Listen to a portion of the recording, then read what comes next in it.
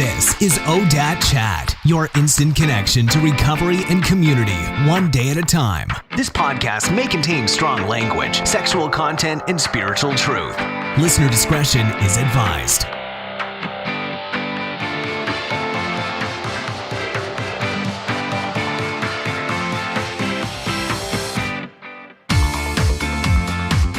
Welcome to ODAT Chat. My name is Arlena and I'll be your host. If you're new here, this is a podcast where my guests and I talk about how to recover from alcoholism and addiction.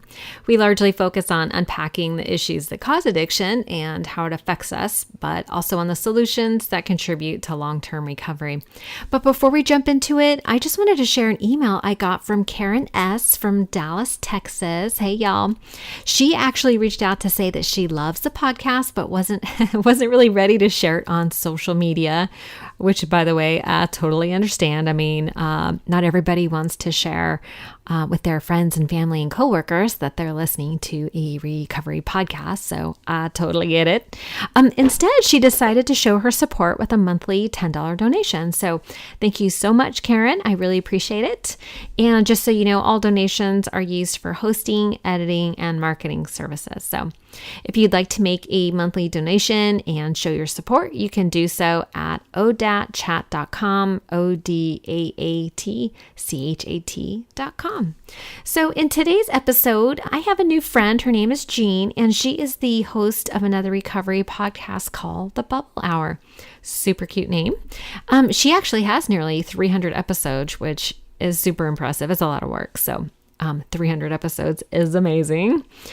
She's also the writer behind the very popular blog called Unpickled. So in this episode, we actually get pretty deep. We dive into her past and talk about things that happened to her as a young girl, which we discuss some issues around codependency and the issues that are really at the core of her disease, where she believes her alcoholism started. So we talk about the lessons learned in sobriety, her higher power, and lots of other things. And we also talk about how she has been in recovery for more than 6 years now. So without further ado, please enjoy this episode with Jean. Well, Jean, thank you so much for taking the time to join me on the ODAT Chat podcast today. I'm glad to be here. Thanks for the invitation.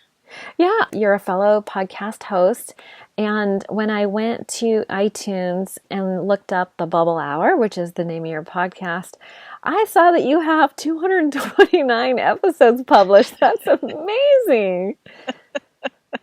That's a lot of hours in my voice, but fortunately it's not all me talking. No, but seriously, congratulations. That's a huge accomplishment. I'm struggling around 35. I took a break and now I'm back, but it's like, wow, that's a lot of work. It is. Well, baby steps, right? I mean, it's just like recovery, one thing at a time. You eat the elephant one bite at a time. Right. And we look back and we're amazed. Yeah, that is pretty amazing. I think maybe we should find another thing to eat besides elephants or whales. Or can we do cake maybe? I don't know. Maybe you and I can start a movement. Okay, so what I thought we would talk about is I would love to hear a little bit about your recovery story, maybe some lessons that you've learned from doing 229 episodes. I'm sure you've come across some reoccurring themes. I also wanted to talk to you. You mentioned the She Recovers conference, and I would love to hear about that. Sounds super amazing. You mentioned Marianne Williamson spoke there? She did. This was in New York this past May, and they had 4 incredible speakers. So Marianne Williamson was one of them. She was terrific. Also, Gabby Bernstein. Oh, okay. So she was a little dynamo. And Elizabeth Vargas came and spoke to us. Just an elegant, gracious woman. And then Glennon Doyle Melton came and talked to this. So amazing speakers. But wow. 500 women in recovery at a hotel for a weekend. I mean, it's incredible. And yeah, I'll definitely talk more about events like that I've gone to that are incredible. But there's another one coming up, September 2017. They've just announced that 2018. There will be one in LA this year. So more details are coming, but my friend Dawn Nickel runs She Recovers with her daughter Taryn Strong, and just incredible connections for women in recovery coming out of that organization. Oh, that's really exciting. Yeah, we'll dig into that. But before we launch into all that stuff, I thought it'd be interesting for the listeners to hear a little bit about your background. Mm-hmm. So I am one of 3 daughters, the youngest of 3 daughters. So I spent my life keeping up to my 2 older sisters. And we lived on a farm. I'm from Canada. I live in Alberta. So if you're not familiar with Canadian geography, and a lot of people are not, that's Americans are terrible about that. So relative to the United States, I'm about 90 minutes north of the Montana border. Oh, okay. So as far as Canada goes, I live in the south, but to Americans, I live in the north. And I can see the Rocky Mountains from my window, and we ski every weekend, but I'm very much in the heart of farm country, and spent the first years of my life on a farm, and very idyllic, pretty normal childhood. What's interesting about alcoholism in my family is that my dad, he wouldn't mind me telling you this story. He passed away earlier this year, but he was very proud of his story.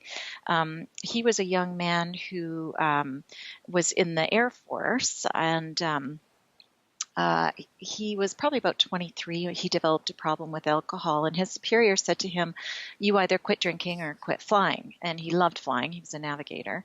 Wow. So he said there was no choice to be made. He went straight to an AA meeting, and he never touched alcohol again. Wow, that's amazing. Isn't that amazing? And so this was before he was married. So he married my mom, and they had 3 children, and he left the Air Force and started farming. And so I grew up on a farm with parents who didn't drink. My mom might have a little, whiskey sour socially if it was a Christmas party or something. But I grew up knowing that my dad didn't drink, and he said, he was an alcoholic as a young man, and if you're an alcoholic, you never drink again, and that's how you stay well. And so that was just kind of a truth that I grew up in. But because we lived in quite an isolated area, even though he got sober through AA, he didn't continue to go to meetings.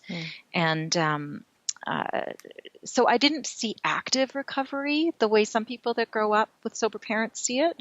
But I did see it. I saw active abstinence, and so I kind of always knew that was the solution. However, that being said, when I grew up and thought I was a normal drinker, and it took me a while to realize that this was a problem.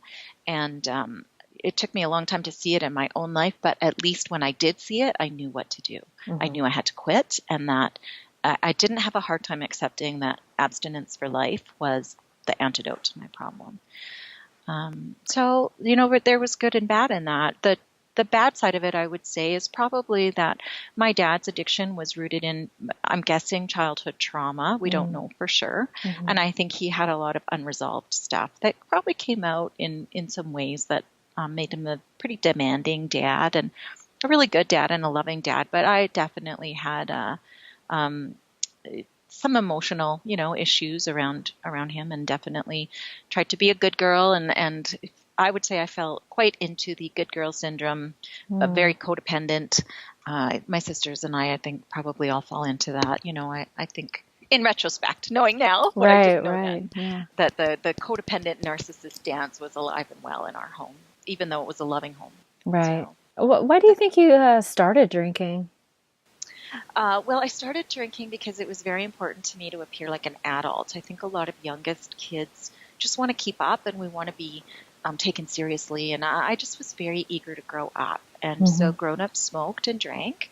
My older sister smoked and drank, so I was eager to do the same, and it was the 70s, 80s, so that was very prevalent at that time, and so I was eager to do that, and I really didn't start leaning hard on alcohol until I was in my 30s, my early 30s. That's when I became a daily drinker, but wine. And so, the mom that kids look good, and I baked for all the bake sales at school, and we owned a business, and so I was working hard. Like, I was trying to be perfect in all areas, and it kind of became my pressure valve release. And we're told it's healthy, and we're told it's okay, and as long as it's only one glass of wine a day. And so I just got bigger wine glasses.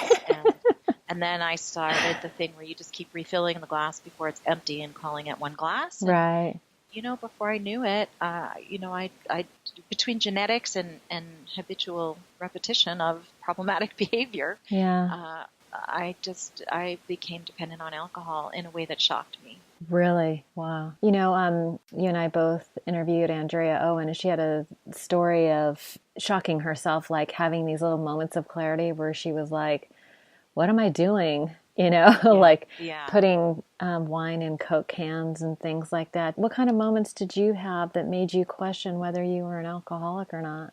I think there were 1,000 little red flags and little, pings in my mind Yeah. that I ignored. Drinking alone was one. If my husband traveled and I was home alone, I would always, after the kids went to bed, I would take a glass of wine up to my bed and, go down to the kitchen 6 times to refill it. And so I could see that in the absence of the structure of even just, my husband being home, that I was at the mercy of this in a way that was scary. When he was home, he didn't realize how much I drank. So I would, I would come home from work. First of all, I would get up every day and say, I'm not going to drink today. And then by afternoon at work, I'd be sitting at my desk thinking, oh, we have company tonight. Of course I'm going to drink. Oh, we made a big sale today. I got to celebrate. Oh, today was a bad day. I'm going to get alcohol on the way home. I'm not quitting today. There was always a reason that today was not the day. Right. So that shift. And then I would feel so defeated because I would make the decision and then, I'd stop at whatever store on the way home because I had to keep rotating them. I was embarrassed. I lived in a small city and was fairly visible in the community at the time as a business owner. That tends to happen, or you think you're more visible than you are. So, and just that feeling of defeat of like, I'm not. And then I was also buying boxes of wine and hiding one in the pantry, and then I could never consider quitting. Like I'd say, I'm not going to quit anymore, but then there'd be wine when I got home. It just was a cycle that never ended, and it was exhausting, and it was a merry-go-round that I wanted off of. I had these things in my mind, that would be really terrible, like getting a DUI or passing out or wetting myself. And none of those things happened. So I kept telling myself I was managing it. But I think the fact that I kept trying to quit and instead of quitting, I kept drinking more. And that I was hiding it and I was hiding it from people. And there was just so many little things. And it was just a merry-go-round that I wanted off of. And a couple of things happened, Arlena, that really opened my eyes.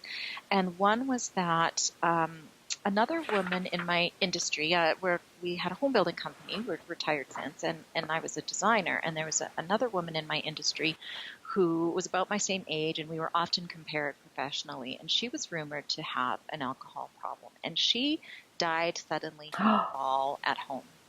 Oh my God, are you serious? I was there was part of me that said, I'm not that bad. No, but everyone knew she had a problem. No one knows I have a problem. She was showing up, people said she was showing up drunk at places. I'm not doing that. But that fact that she died so suddenly really scared me because I knew it can happen like that. Wow. That I was realizing I was on a trajectory and that's where it would take me. And I didn't want to go there.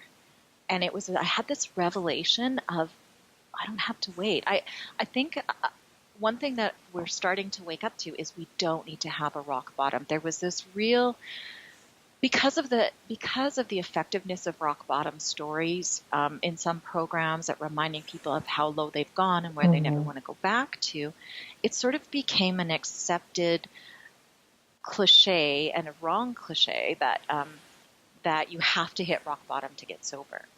And I realized that is not true. I don't have to hit a rock bottom. I can just quit. I can just quit and avoid all of this. Yeah. And so that's what I did. That's amazing. I love that was not true for you. That you didn't have to hit rock bottom, that this woman who died was a catalyst for you. And, I've had friends who've passed away in recovery actually, and I personally have chosen to use their life experience to motivate me to make my own life more meaningful or productive. I have a friend who passed away, and just before I started the podcast, my own podcast, it had been something that was like weighing on my heart that I really wanted to do a recovery podcast, but I don't know what I was waiting for. And then she died, and I thought, you know what? We don't have unlimited time. And what a waste. Yeah, what a waste it would have been to die with this dream on my heart. And it really sounds like, it's like, even though she died, it's like you doing what you have done since then, it honors her in a lot of ways, right? It does. And I think this is the thing, is that society doesn't know how to talk about people that die under these circumstances. Right. I mean, it's one thing if someone overdoses spectacularly and, Right. and you know, we know how they died, and we can all think of famous people who Sure. have died famously, and Right. people are able to say, oh, it was XYZ, you know, the coroner says how they died. Mm-hmm. But when someone dies of a fall at home or drowns in their hot tub by themselves, which is another story that happened recently, and their struggle was never known, then people don't know how to talk about this. It's gossip, it's hearsay, people don't like it. They might like nod knowingly, but they're also confused, I think, by the fact that there's supposed to be anonymity around addiction and recovery, because of a prevalent program that uses the tool of anonymity to help keep people safe, so then there's confusion in the general population that we can't talk about this, and that this is supposed to be secretive, and that you can only talk about it alone in a room with other addicts, and then what it does is it takes these people there's such power and truth and the potential to save lives in these stories, and they don't get told. Instead, they become sort of titillating and gossipy, and you know, and so I think for those of us that have the inside in view of it, that we give permission people to speak the truth out loud. Yes, absolutely. And, which is helpful for people who are struggling themselves, but it's also really we're changing the game for society, and we're saying this isn't just about addiction and shame and secrecy. This is about mental health. This is about trauma. This is about sexual abuse. This is whatever contributed to this. Yes, addiction is one piece of the puzzle, and we need to talk about it. We need to talk about the fact that women are under so much pressure to be perfect and poised and fun and social and da-da-da, and that we're collapsing under the pressure that we're putting on ourselves. Absolutely. And so you and I and the people that come on our shows and tell their truth, we're changing that, and we're taking our power back. And I hope we're giving a gift to the next generation as well as to ourselves by doing that. Absolutely. And we honor the women who have come before us, you know, some who have succeeded, some who haven't, but both stories are very important to tell. And can be used, it's never too late to use a bad story, right? Or a painful story. So, and I'm glad you brought that up. You know, I spend a lot of time in 12-step programs, and I have always struggled with for people who are not familiar, in Alcoholics Anonymous, there's the 11th, what is it? The tradition 11, I think it is, where anonymity is maintained at the level of press, radio, and film. And I've always struggled with that because I feel like mainstream media is telling our stories, and we're not. Like, our stories are being told for us with a skewed perspective, and it's always driven me crazy. Well, I think my understanding about that is that there's maybe the intention of that tradition. I believe the intention is just that there is no spokesperson for that program.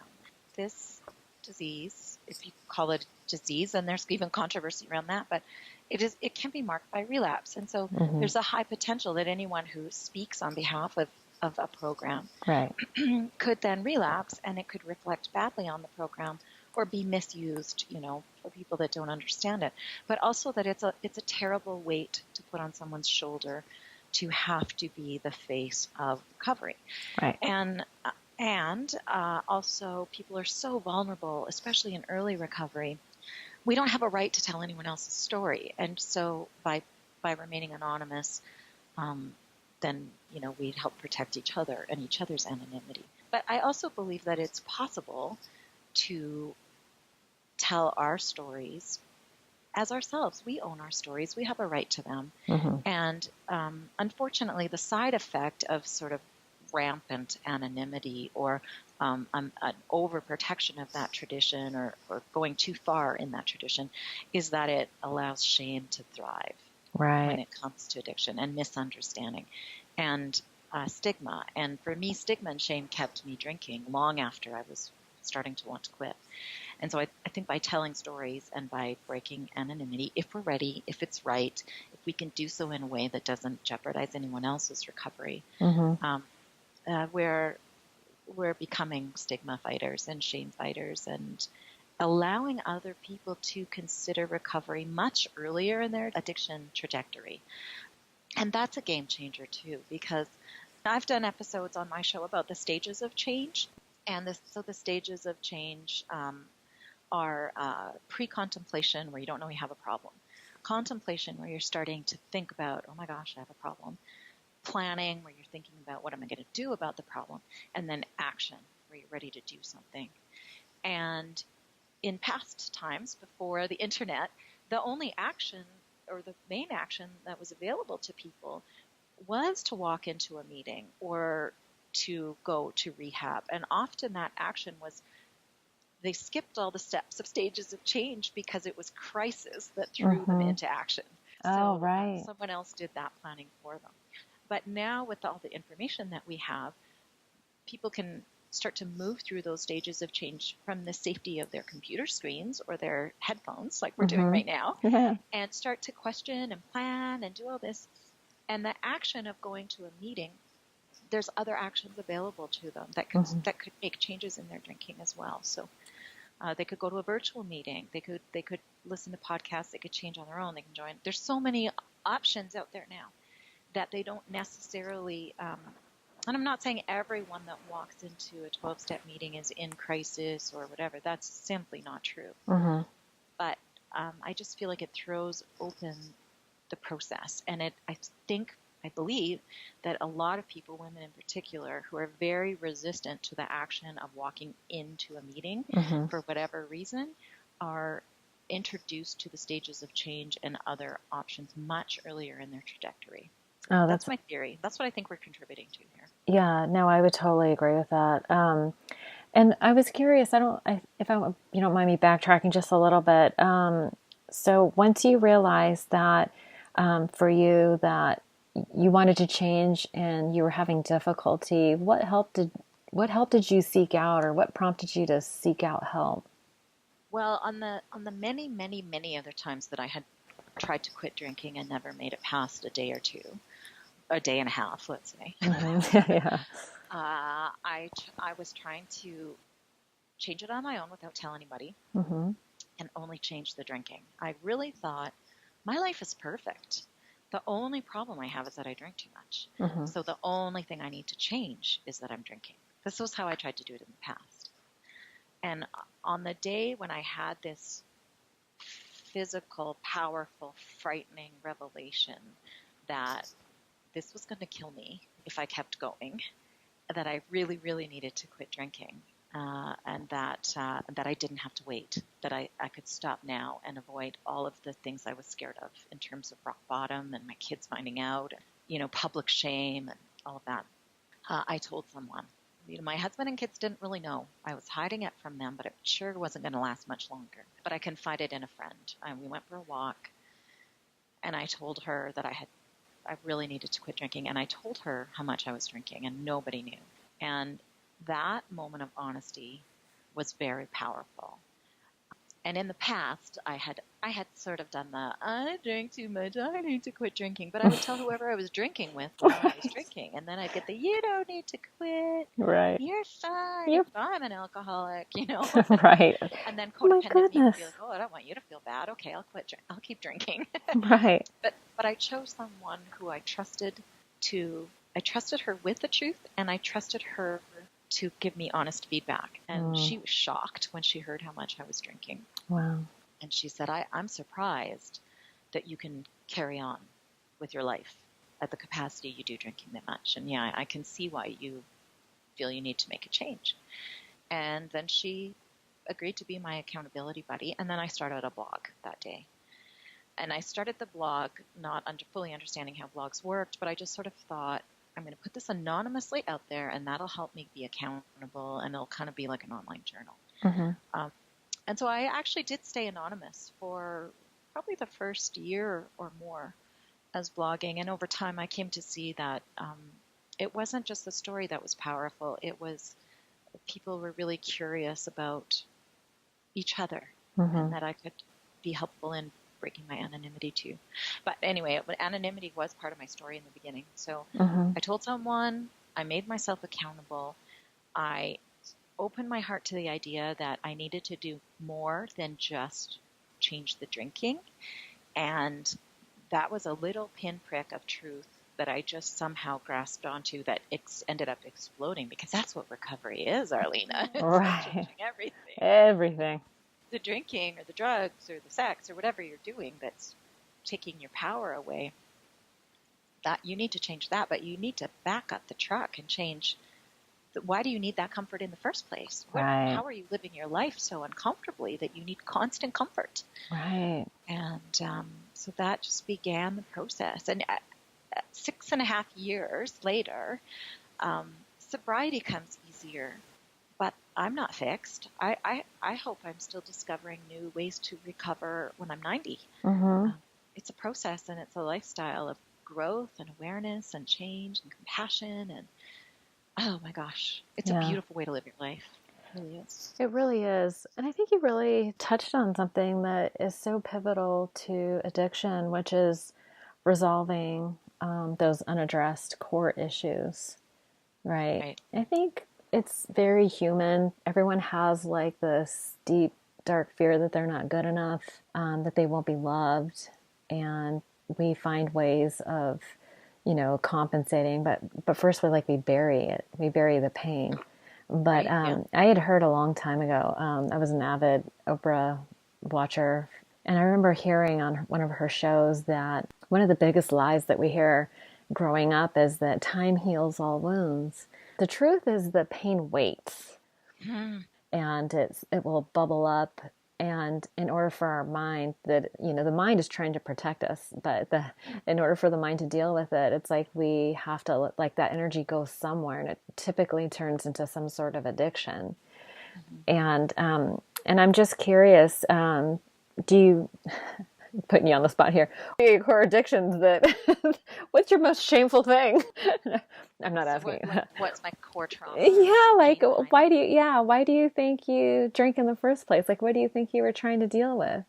Well, I think it was sort of multifaceted. I think I really thought that I thought pain was meant to be carried, and I thought it was very strong. I carried a lot of pain. I hid it very well. I think of it as like a trash can of concrete that I dragged behind me everywhere I went.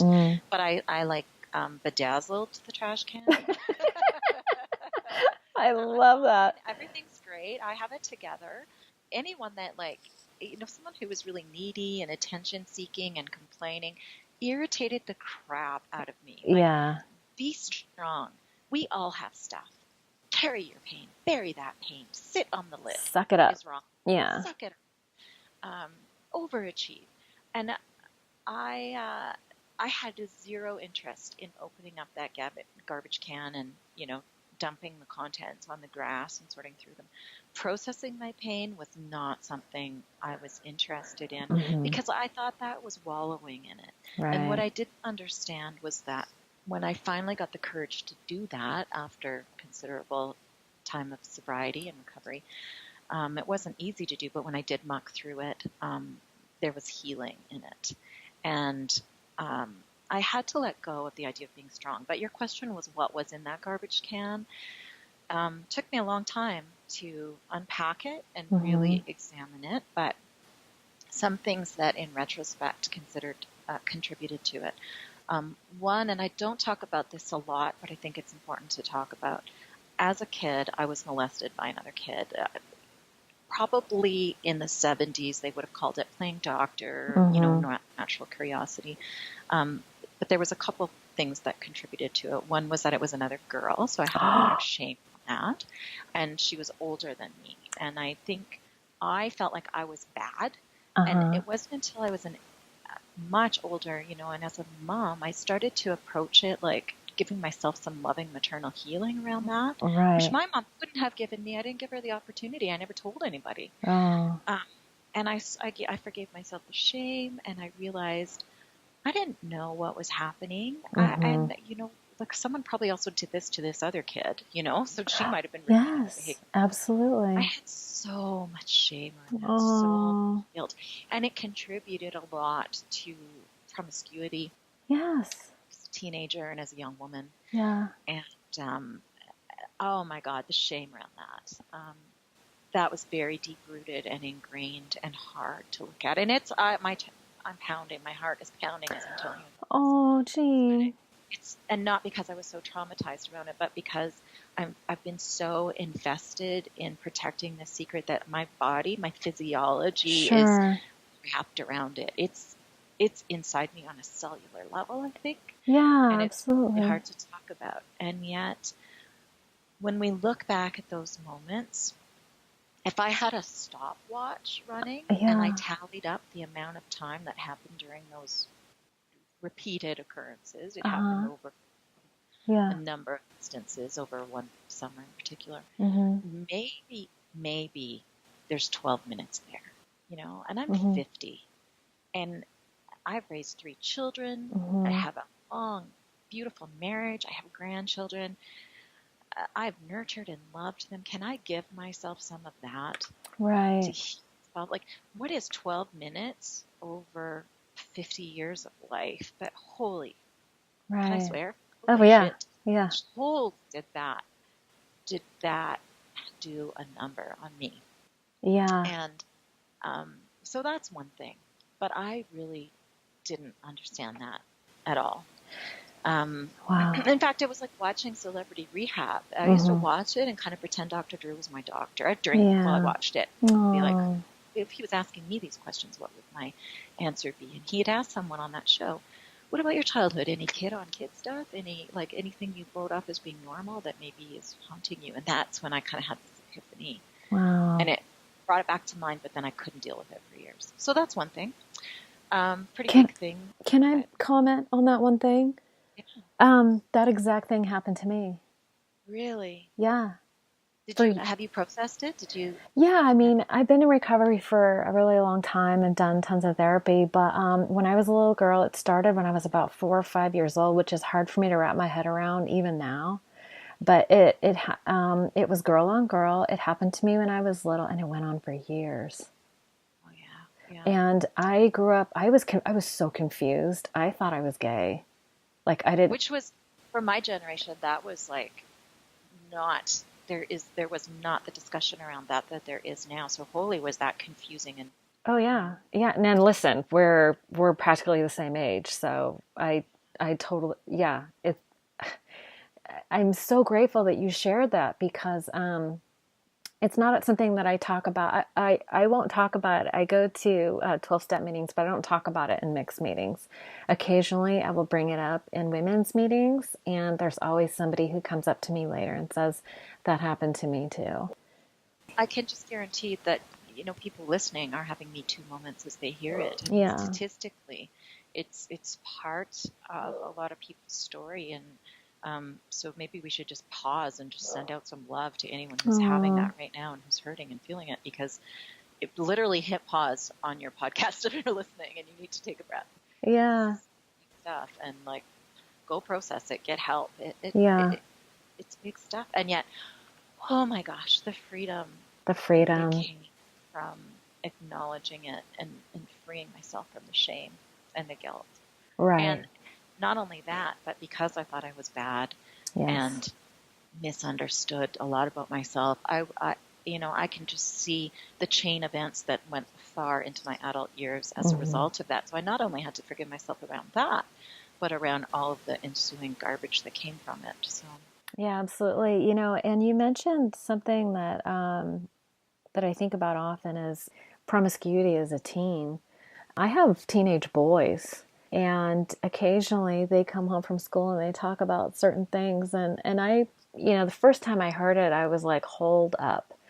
If you hear about a girl who's being promiscuous at this age, somebody molested her.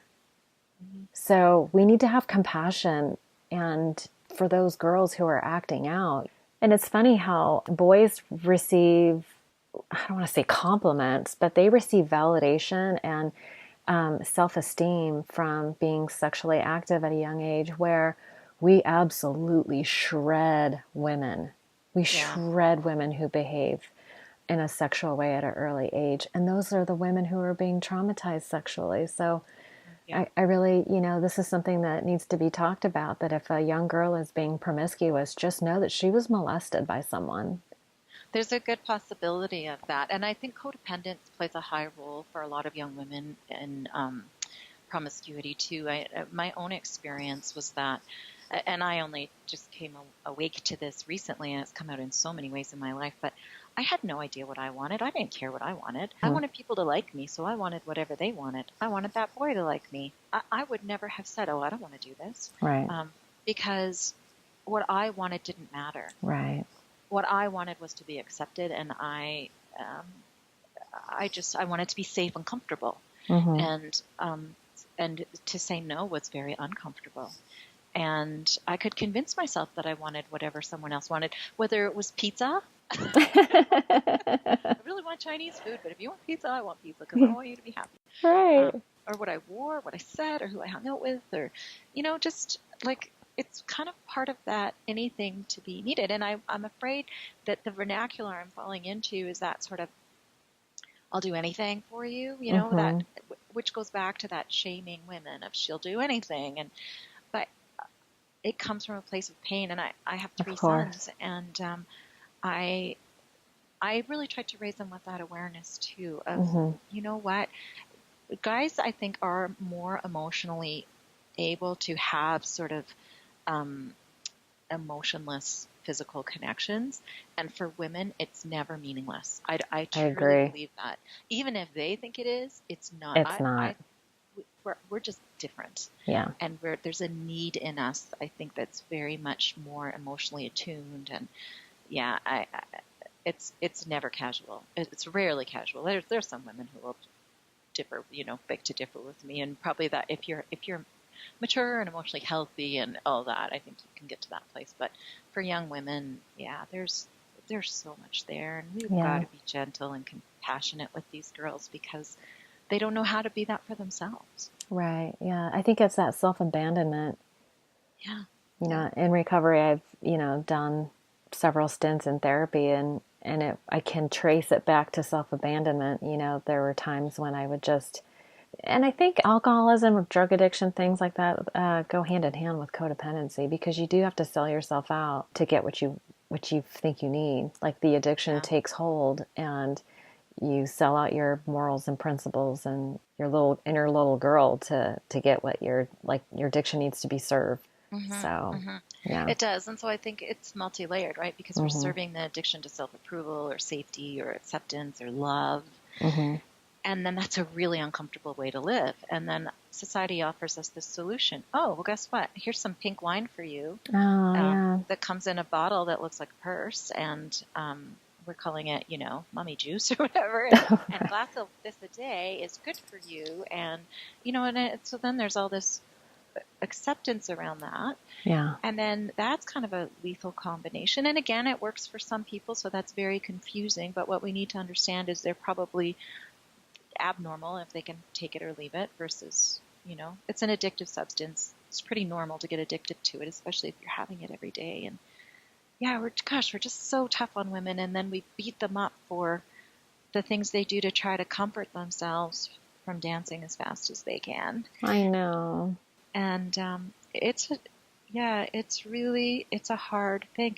Another thing is that I would never have admitted that I wasn't happy. I would never have admitted. I was really invested in, I felt very safe in my perfect illusion. So, yeah, that can be really challenging if you're not able to be vulnerable ever. No.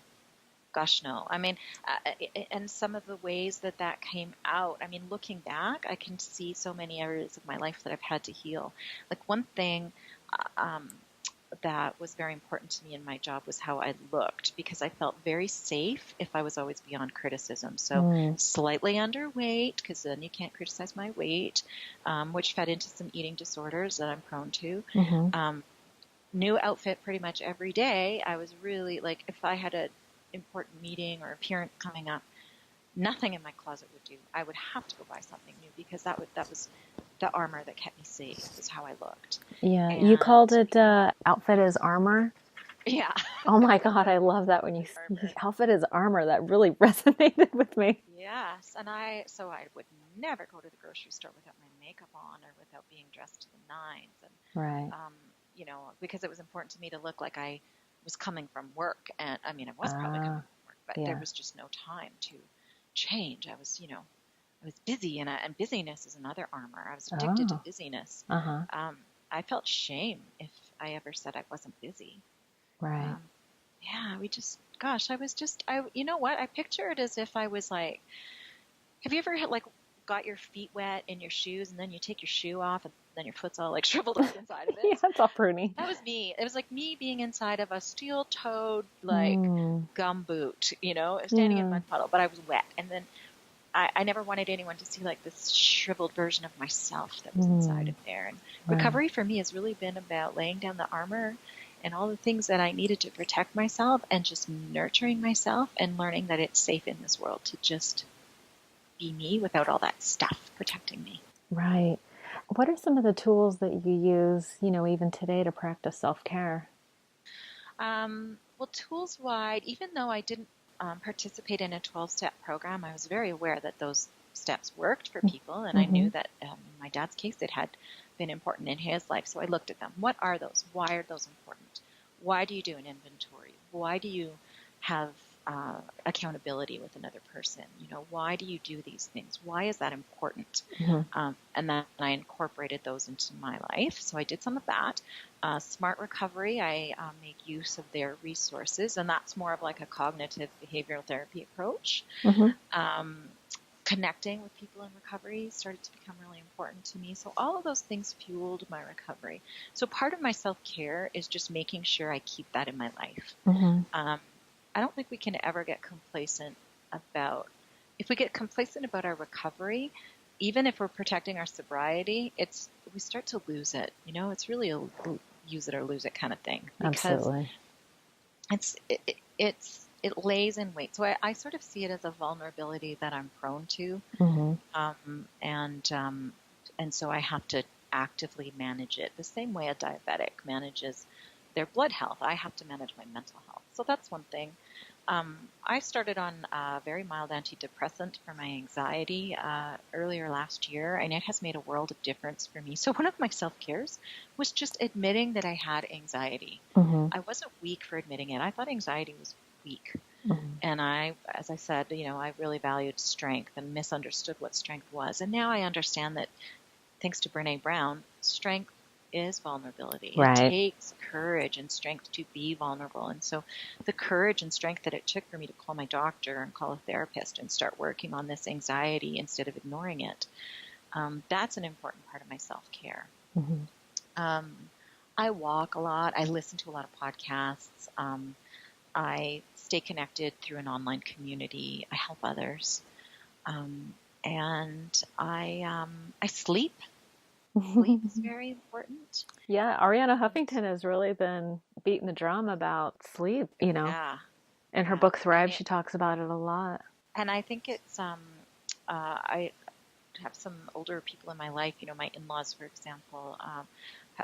My father-in-law did just pass away, but until the day he died, he was a very active, healthy senior, you know, aside from the fact that he had terminal cancer. But even then, he was snowshoeing, golfing, and doing things very close to the end. And I realized, I looked at them and I was like, how are they so vital in their senior years? And a big part of it is sleep.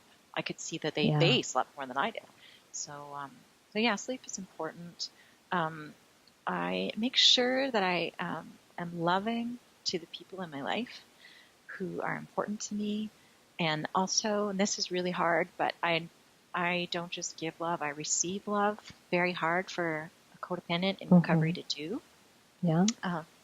And sometimes I actually have to just meditate on on that and try to feel the love. I have to almost imagine, like, it's hard for me to believe that my husband and children love me, if you can believe it. It's hard for me to believe that the people in my life love me, because I still really struggle with that kind of core belief. I'm like, oh yeah, I'm not unworthy. It's sort of there that, oh yeah, I'm starting to think that that's the truth. That's not true. So I have to imagine it. What would they love if they loved me? And then from there, then I believe it. And that's an embarrassing thing for me to admit. I think I would make my husband and kids feel really bad if they knew that. And I think when we hear other people say something like that, we want to rush to comfort them, and we want to rush to fill the void. And I don't need that. That makes me put my shackles up. For me, it's an inside job. So yeah, that's really important. Quiet time. I thrive on people and I thrive on quiet. So I have to give myself an equal measure. Yeah, well, that's a great balance. Yeah. Yeah, I feel like the theme of my sobriety has been find the balance and recommit. Yeah. Because all these things are a practice. And it's easy to say that, right? And I mean, it's easy to tattoo that on your wrist, and it's easy to have it on your coffee mug. And it's an easy thing to say, but to actually do it is hard. It is. It takes this sort of like reflection on the minutiae in our life of the ways that we're glossing over it. And I don't know, maybe I'm getting too deep or too lost in my own words, but I just really think it's easy to say things, and it's hard. It can be hard to really feel them. Absolutely. Absolutely. Yeah. I want to be respectful of your time. I know we have to wrap up in a few minutes, but I did want to give the listeners an opportunity to connect with you. You do have a podcast called The Bubble Hour, and I know you have a blog. What are some of the ways people can connect with you? My blog is called Unpickled, and it's found at unpickledblog.com. So you can read and comment and connect not only with me, but what's really cool on the blog is the comment section, because I sort of post a seed, an idea, and then people react to it. And so that's always really interesting. I also have a Facebook page for both the Bubble Hour and Unpickled, and that's a great way to connect, either through a direct message if you don't want to, connect your profile with anything recovery. I totally understand that, but you can message me, and no one sees you do that except for me. The Bubble Hour is broadcast on Blog Talk Radio, so the website is blogtalkradio.com/Bubble Hour, but I'm on iTunes and all the other places that you get podcasts as well. That's awesome. So, yeah, I'm really out there, and I really make an effort to respond to people. I mean, if you're in crisis, you need crisis help. But if someone reaches out, that takes so much courage. Yeah. I try to stop what I'm doing and even just, send a quick response, because I understand how scary that can be. Yeah, I'm definitely out there and love it. I mean, it's an honor to be involved in this sort of recovery revolution that we're part of. Yes. And I feel like I have like zero ego about it, because I just feel like it's happening, and I'm kind of a cog in the wheel. And when the world moves on to something else, I mean, we were talking earlier about how even Oprah, Oprah was a part of our everyday afternoon. Yeah. But even that has sort of moved on to something else. And so when this moves on to something else, I will have just been honored to be part of it and play the role that I played, and heard so many stories. And I invite listeners over to listen to it. I mean, podcasts are such a tremendous resource. So as you build your catalog and your archive here, and I have my archive there, you can just go through and find what fits that day. And, if someone isn't what you need to hear that day, there's hundreds more that might be. You can listen to the same thing twice and hear something different both times. Absolutely. Yeah, it's amazing. Yeah. Well, listen, Jean, thank you so much for participating today. And I honor you for your vulnerability and your honesty and your authenticity. I'm just so grateful that I've had an opportunity to speak with you today. And I just thank you so much for all the work that you do. My pleasure, and thank you for having me. And I am excited that you are going to come and visit me on the Bubble Hour, and I'm going to get to ask you some questions and dig into your story a little bit more. Yeah, fair play. So we'll catch the flip side of this conversation in the new year on the Bubble Hour. That's right. Thank you so much, Dean. You have a great day. Thanks, you too. Okay, bye-bye. Bye-bye.